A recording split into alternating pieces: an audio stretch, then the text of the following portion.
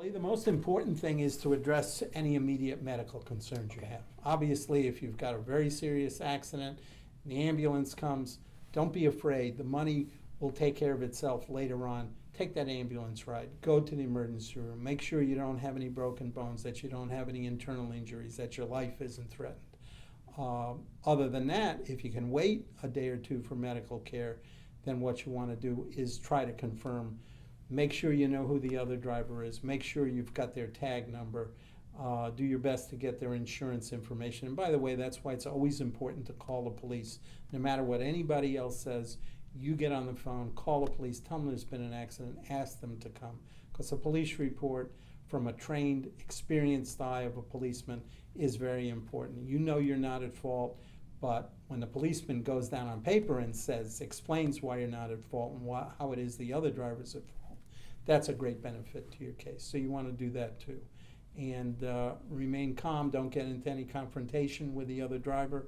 Although at the moment your blood may be boiling and your adrenaline pumping, but try to keep your distance from that person. But try to round up the information you can, because some information is available then, and then it kind of goes away. It dries up and floats away. So some information you need to gather then if you possibly can. It's important to call the police. It's important to get medical care. And if possible, you can aid in the discovery of witnesses and get their contact information. That's going to be very helpful to an injury accident victim's case as it proceeds through time. Makes sense. If anybody was to get involved in an accident and they weren't sure who to call, would they be able to call you? They can call me anytime. Call me during office hours.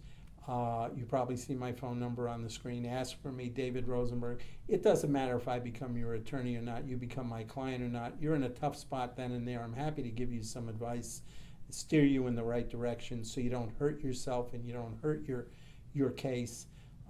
We're experienced in this. We've been doing it for a lot of years. We handle many thousands of cases through the years.